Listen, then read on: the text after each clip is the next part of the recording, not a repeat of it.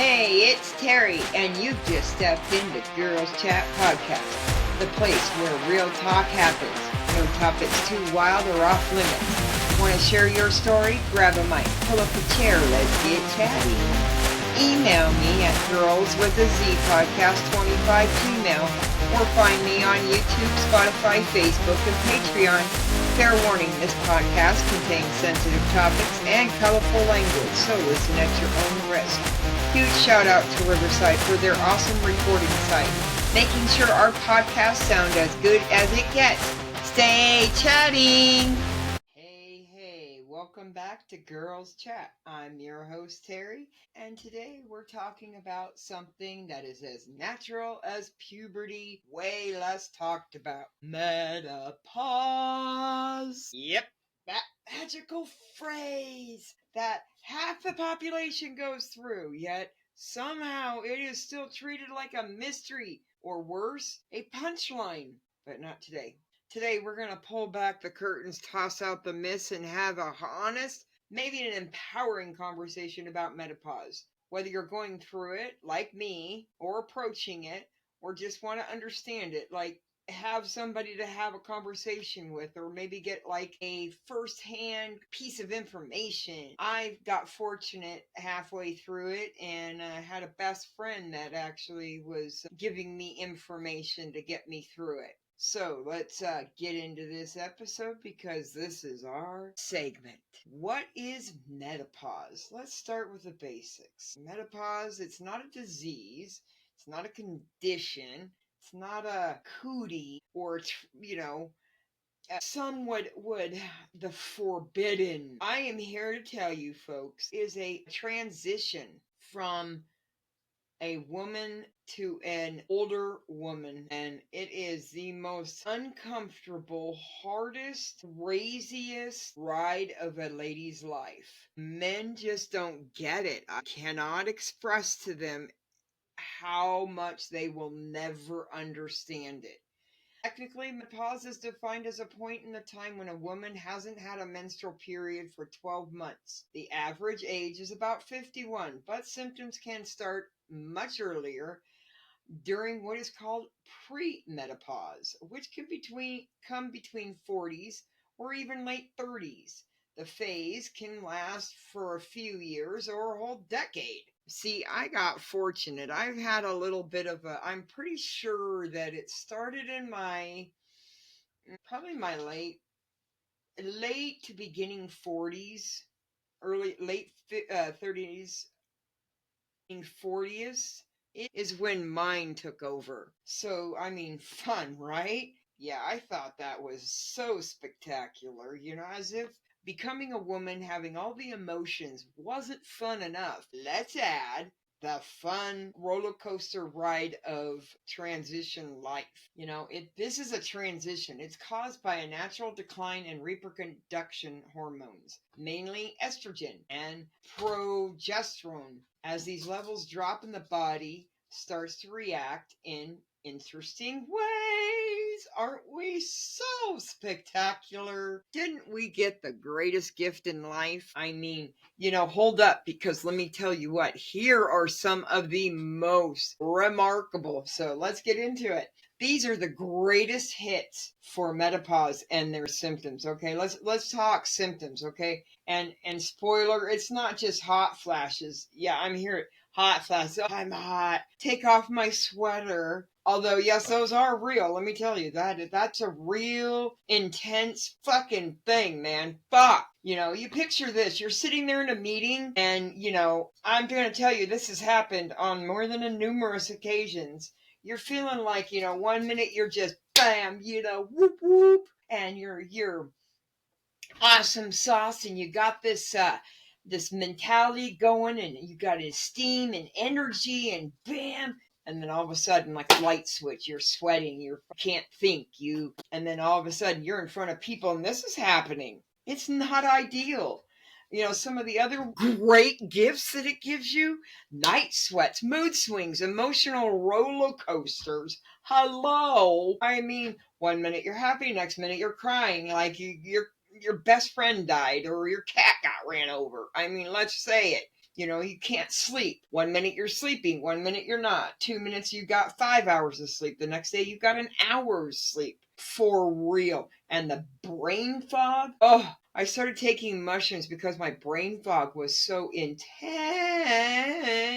I was like, yes, okay, thank you, thank you. Because the night sweats, the lack of memory, the weight gain, the low energy, the anxiety and the depression I have taken on, the dryness. I've never really gotten any dryness. Not really. I don't know. Not really, but lack of very much. And that's not even the full list. I mean, if you go to doctors, they can give you the full list with all their medications they want. And mind you, I did my menopause with zero medication, zero prescribed medication to myself. I did not take anybody's medication. I did not take my own. I did not go to a doctor for it. I did it all by myself. But here's the kicker. Not every woman is experiencing that. Not every woman can control that. Not every woman can do it like I did. I mean, sometimes you barely get out of bed.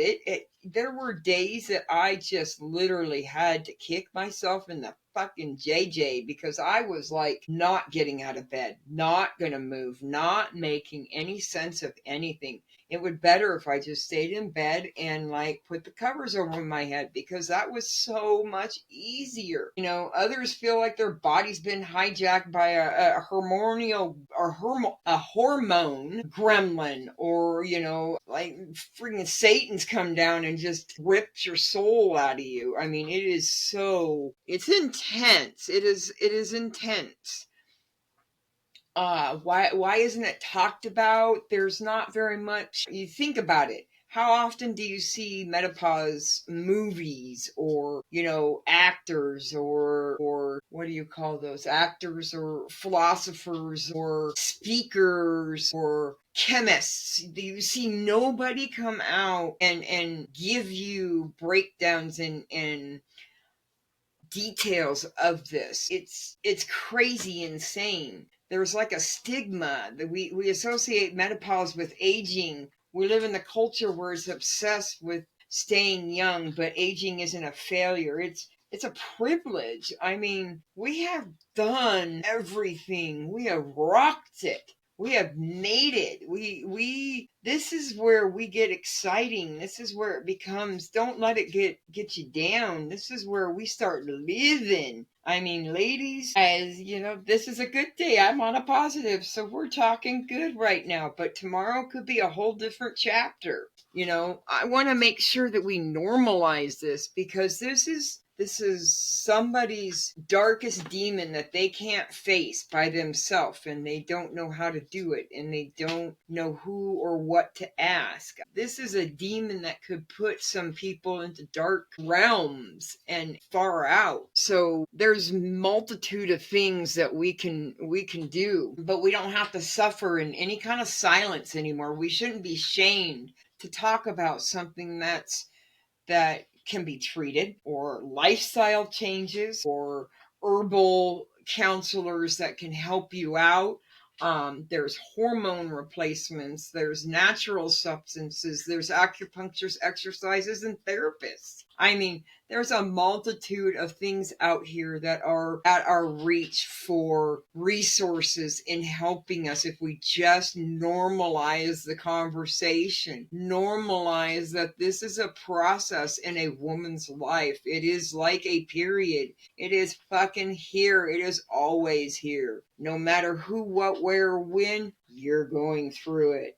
Just nobody talks about it. It is such a good support group if you can get the right people in it that just want to know about it or have a connection with somebody. Because let me tell you, it's pretty scary nowadays. Some people don't want to talk to their doctors. They don't have parents. They don't have friends. Their friends are younger. They're older. They just don't have that information, or they're real homebodies. And the way that they get information is through podcasts, or through YouTube channels, or through information off of Google. So why not start and help out, help give some information. start with your doctors. Always start with your doctors. If you are not in tune with your body, always start with your doctor and make sure that the medications you're taking and what you're about ready to do in your actions are going to work for you, because they are going to know your entire medical history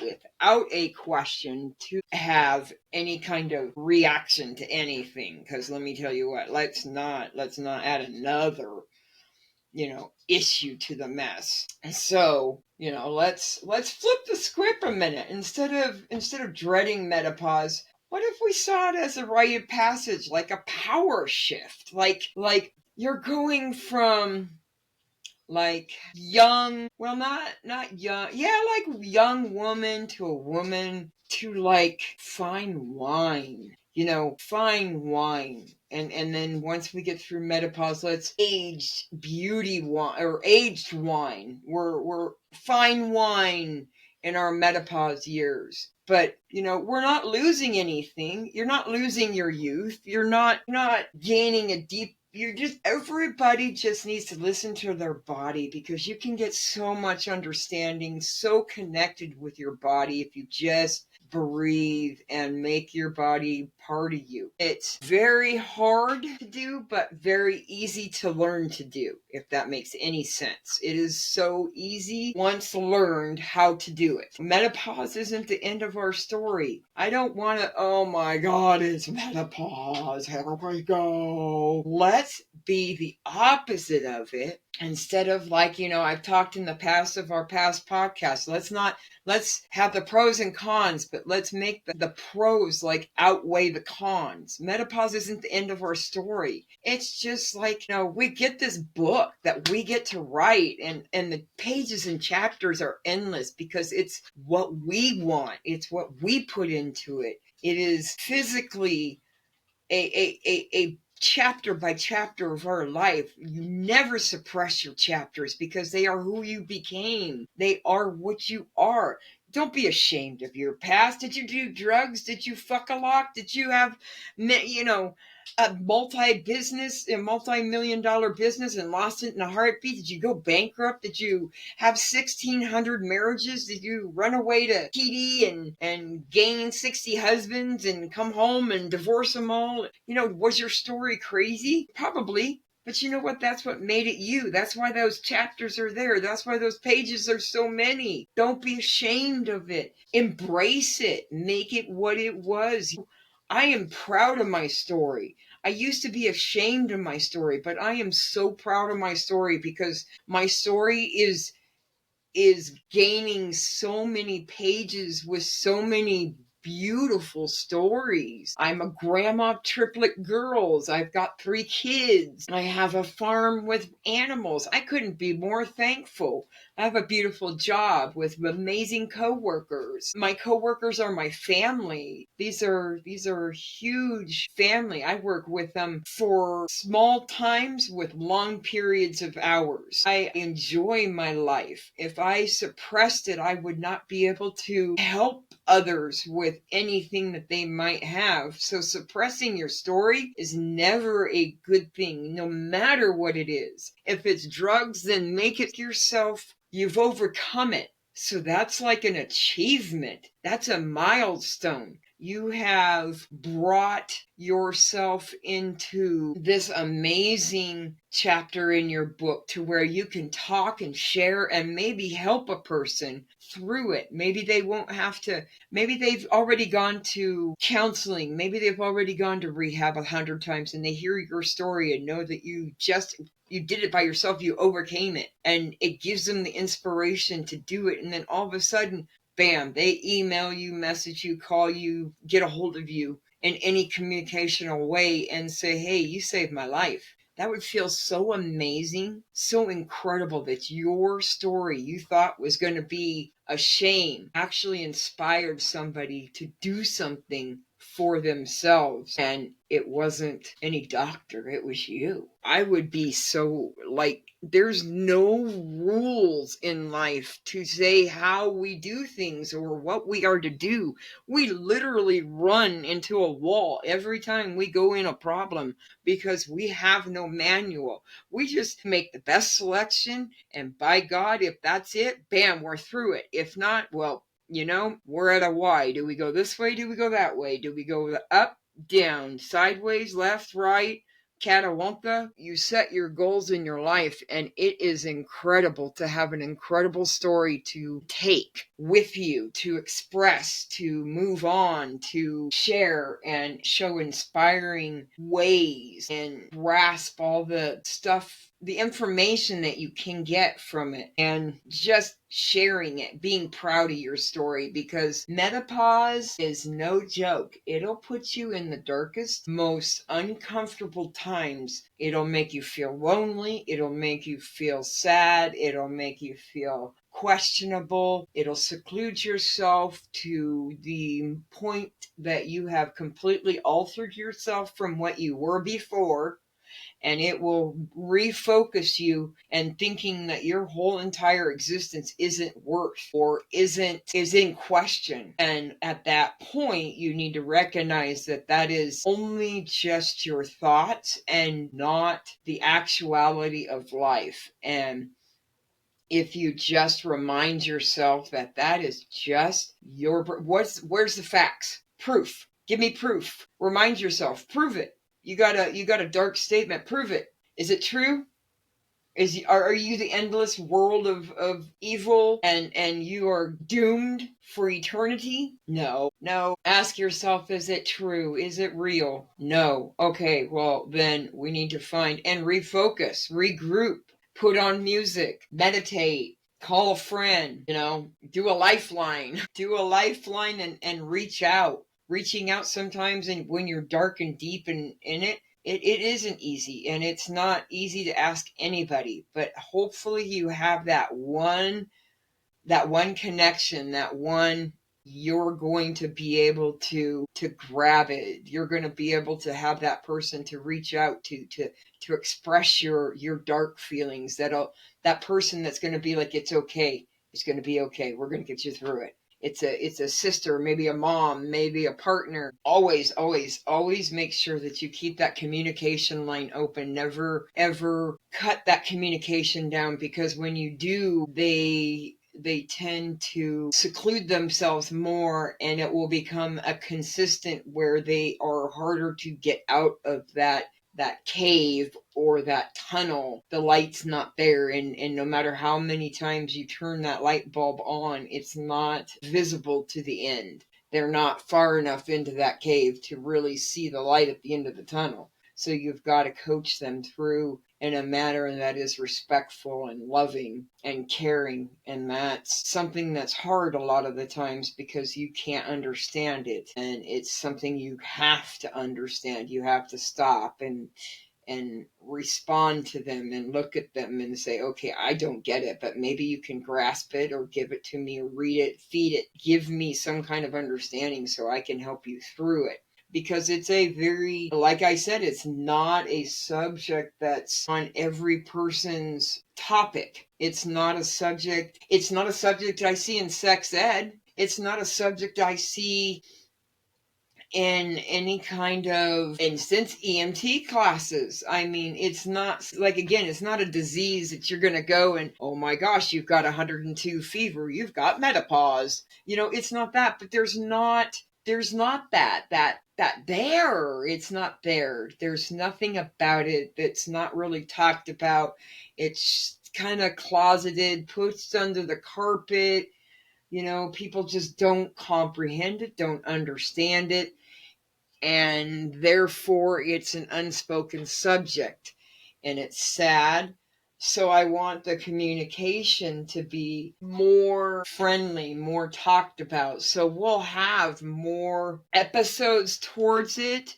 as this is part of our awareness episodes that I would like to start doing for our podcast, because there's a lot of untalked about subjects that just, I feel like if I can break the ice a little, we can get ourselves start talking about it and normalizing it and maybe helping everybody with some kind of resources or personal addict boy or girl, or just, hey, I have a shoulder to cry on, or to thank, or to hug, or just something that you can do for somebody, because it's lonely, it's sad, and can hit you without even knowing it. Without even knowing it. It is absolutely incredible that it is just so silent. It's like, it's almost, they have everything in conversations for cancer and all the diseases, but they have forgotten about these. So let's normalize it.